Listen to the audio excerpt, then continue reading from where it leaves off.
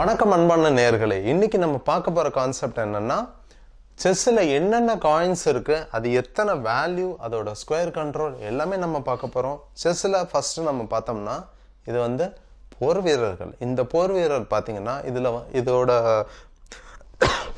அதாவது இதுக்கு சம்பந்தப்பட்ட வேல்யூஸ் எல்லாம் இருக்கு.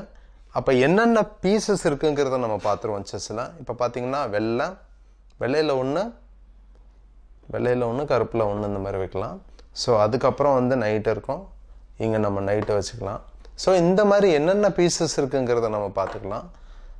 ரிஷப் மந்திரி, ஸோ அதே மாதிரி இங்கே ஒரு மந்திரி இருக்கு, இங்கே ஒரு ராணி, கருப்பு ராணி, வெள்ளை ராஜா, ஸோ வெள்ளை யானை. இந்த மாதிரி நம்ம வச்சுட்டு இந்த மாதிரி போர்டை நம்ம அடிக்கிடலாம் ஈஸியாக. அப்படி போர்டை அடிக்க முடிச்சதுக்கப்புறம் உங்களுக்கு பார்த்தீங்கன்னா இப்போ ரொம்ப ஈஸியாக இருக்கும், உங்களுக்கு பயனுள்ளதாக இருக்கும். ஸோ அப்படி நீங்கள் போர்டை அடிக்க முடிச்சுட்டு நீங்கள் பார்த்தீங்கன்னா இப்போ உங்களுக்கு அதாவது ஒரு போர்டை எப்படி நம்ம அடுக்கிறது, சரி இப்போ எனக்கு தெரியல, இப்போ அந்த போர்டை வந்து எனக்கு அடுக்க தெரியல அப்படிங்கிறப்ப கூட நம்ம ஈஸியாக பண்ணிக்கலாம். இப்போ பார்த்து ஜஸ்ட் ஒரு செய்திக்காக நம்ம சொல்லிக்கிறோம். அப்படி நம்ம பார்க்குறப்ப உங்களுக்கு வந்துட்டு இந்த காயினை எப்படி அடுக்கிறது, எப்படி நம்ம போகிறது, இது வந்து ஒரு போர்டை வந்து எப்படி அடுக்கிறது அப்படிங்கிறத சும்மா தெரிஞ்சுக்கிறோம். இன்னும் போக போக திரும்பவும் ஒரே செஷன் வந்துட்டு திரும்பவும் நம்ம சொல்லி நம்ம பார்த்துக்கலாம், அது பிரச்சனை இல்லை.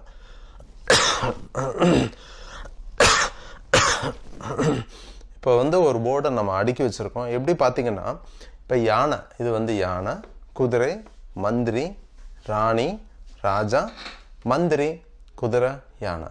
இது வந்து இந்த 8 போர் வீரர்கள் இருப்பாங்க. அப்போ பார்த்தீங்கன்னா ஒரு பக்கம் வந்து 16 காய்கள் இருக்கும், மறுபக்கம் வந்து 16 காய்கள் இருக்கும்.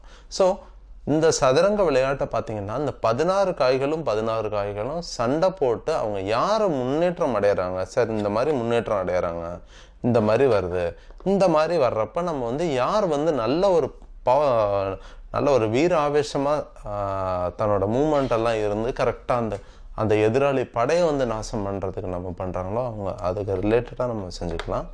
ஸோ இது வந்து ஒவ்வொரு பீஸு. இது வந்து யானை, இது குதிரை, இது மந்திரி, இது ராணி, இது ராஜா, திரும்ப ஒரு மந்திரி, திரும்ப ஒரு குதிரை, திரும்பவும் ஒரு யானை. இது வந்து வெள்ளை காய்கள். இப்போ இதே மாதிரி பார்த்தீங்கன்னா அங்கேயும் வந்து உங்களுக்கு கருப்பு காயின் இருக்கும். கருப்பு யானை, கருப்பு குதிரை, கருப்பு பிஷப்பு, கருப்பு மந்திரி, கருப்பு ராஜா, கருப்பு ராணி, கருப்பு பிஷப்பு, கருப்பு குதிரை, கருப்பு யானை. இதே மாதிரி அது வெள்ளை கருப்பு. அப்போ செஸ்ஸில் வந்து உங்களுக்கு எத்தனை விதமாக நீங்கள் கேம் விளாட்லாம், அதாவது நாலு பிளேயர் கூட விளாட்லாம். சரி, ஆனால் ஜென்ரலாக இப்போ பொதுவாக பார்த்தீங்கன்னா 2 கேம் தான் விளாட்ற மாதிரி இருக்கும். ஆனால் இந்த செஸ்ஸை பொறுத்த வரைக்கும் 4 பிளேயர் நம்ம கூட விளாட்லாம். 4 பேரும் சுற்றி உட்காந்துட்டு விளாடுவாங்க. அந்த போர்டு டிசைன் வந்து கொஞ்சம் வித்தியாசமாக இருக்கும். அதை அடுத்த கிளாஸில் நம்ம பார்க்கலாம். அப்படி நீங்கள் பார்க்குறப்ப உங்களுக்கு வந்துட்டு இப்போ வந்து வெள்ளை கட்டங்கள், கருப்பு கட்டங்கள் இருக்கு. வெள்ளை கட்டங்கள் வந்து 32, கருப்பு கட்டங்கள் 32 இருக்கு. இப்போ அந்த நடுவில் உள்ள 32 கட்டங்கள்லையும் உங்களுக்கு வந்து உங்களோட மூமெண்ட், உங்களோட நகர்த்தல், இந்த மாதிரி விஷயங்கள்லாம் செய்வீங்க. நீங்கள் பீஸை மூவ் பண்ணுறது, இந்த மாதிரி விஷயங்கள்லாம் நீங்கள் செய்வீங்க. அப்படி நீங்கள் மூவ் பண்ணுறப்போ உங்களுக்கு என்னென்ன விஷயங்கள்லாம் தோணுது, சரி இதை நவுத்திக்கலாம், இல்லை இதை நவுத்திக்கலாம், இப்படி நீங்கள் நவுத்திக்கலாம், இப்படி நீங்கள் நவுத்திக்கலாம், இந்த மாதிரி விஷயங்கள்லாம் நம்ம செஞ்சுட்டு இந்த மாதிரி விஷயங்கள்லாம் நீங்கள் செஞ்சுட்டு அதை கரெக்டாக பிளானை வந்து எக்ஸிக்யூட் நம்ம செஞ்சுக்கலாம். சரியா? அப்படி நீங்கள் பார்க்குறப்ப இப்போ இப்போ இந்த இதோட மதிப்பு எவ்வளோ வருது, 39 வருதுங்கிறாங்க. அது என்னென்னங்கிறத நம்ம ஒன்று ஒன்றா பார்க்கலாம்.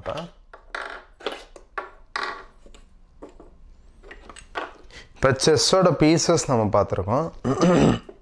யானை இருக்கும், குதிரை இருக்கும், மந்திரி இருக்கும், குயின் இருக்கும், குயின், ராஜா, இந்த பான்ஸ் எல்லாம் இருக்கும். அப்போ அந்த சதுரத்தில் வந்து இந்த 6 விதமான பீசஸ் வந்து எக்ஸ்ட்ராவாக வச்சுக்கிட்டு நம்ம எப்படி வந்து கவனத்தை சதற விடாமல் நம்ம விளாட்றதுங்கிறத பார்க்க போகிறோம். சரியா? இப்போ வந்துட்டு நான் இப்போ என்ன பண்ண போகிறோன்னா, இப்போ இதோட மதிப்பை நம்ம சொல்ல போகிறோம். ஒவ்வொரு பீசஸோட மதிப்பை நம்ம ஆர்டர் வைஸாக நம்ம பார்ப்போம்.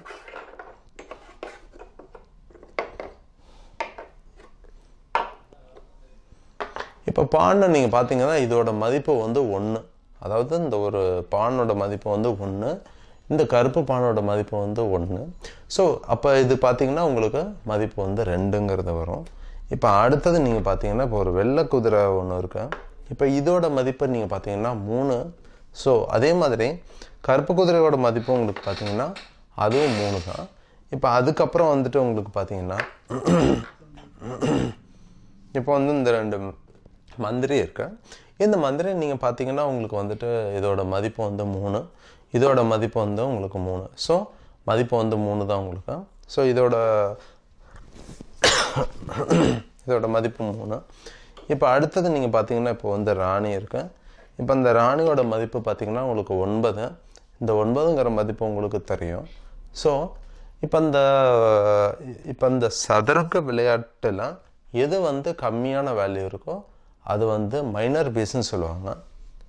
அப்போ ராஜாக்கு என்ன வேல்யூ? இப்போ ராஜாக்கு என்ன வேல்யூ? ராஜாக்கு மதிப்பு இல்லை. ஏன்னா ராஜா வந்து கடைசியாக தான் நம்ம செக்மேட் பண்ணுவோம். ஸோ ராஜாவுக்கு மதிப்பு இல்லை. ஸோ அப்போ இந்த சதுரங்க விளையாட்டை பொறுத்த வரைக்கும்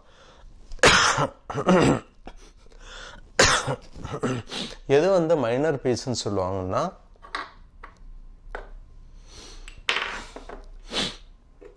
அதாவது மைனர் பீசஸ்ன்னு சொல்கிறப்ப இந்த 3த்தையும் வந்து மைனர் பீசஸ்ன்னு சொல்லுவாங்க. இந்த 3 இதை வந்து மைனர் பீஸ்ன்னு சொல்கிறாங்கன்னா நைட்டு, குதிரை, பான், சோல்ஜர்ஸ், பிஷப், மந்திரி அப்படிங்கிறப்ப உங்களுக்கு இந்த 3 பீஸும் வந்து மைனர் பீசஸ்ன்னு சொல்லுவாங்க. மைனர் பீசஸ் கம்மியான மதிப்புள்ள அது குறைவான மதிப்புள்ள காய்கள். இப்போ இதில் வந்துட்டு மேஜர் பீசஸ்ன்னு சொல்லுவாங்க. மேஜர் பீசஸ்னால் குவீனும் ரூக்கும். அப்போ இது வந்துட்டு உங்களுக்கு எப்படி இருக்குன்னா உங்களுக்கு அதிக மதிப்புள்ள காய்கள், அதிக மதிப்புள்ள சதுரங்க காய்கள் இருக்கும். அப்போ வந்து எப்படி மூவ் பண்ணுறது இந்த இதெல்லாம் வந்து நம்ம அடுத்த செஷனில் பார்ப்போம். உங்களுக்கு ஏதாவது சந்தேகம் இருந்தால் தயவு செஞ்சு கேட்கலாம். எவ்வளோ இந்த செஸ்ஸை வந்து ஒவ்வொரு விஷயமும் நம்ம எவ்வளோ ஆர்வமாக நம்ம கற்றுக்கிறோங்கிறத பொறுத்து அந்த ஆட்டை வந்து அந்த ஆட்டை நுணுக்கத்தோடு நம்ம கற்றுக்கிட்டு அதனோட அடிப்படையில் நம்ம மூவ் பண்ணி நல்லா நம்ம கற்றுக்கிட்டு நம்ம அது தந்தப்பில் விளாடணும். ஒவ்வொரு பீஸோட நகர்த்தல்கள், அதோட வழிமுறைகள், எப்படி அதை ஆட்டத்தை வெற்றி பெறுறது, அந்த மாதிரி விஷயங்கள்லாம் நம்ம பார்த்து நம்ம தெரிஞ்சுக்க போகிறோம், பார்ப்போம்.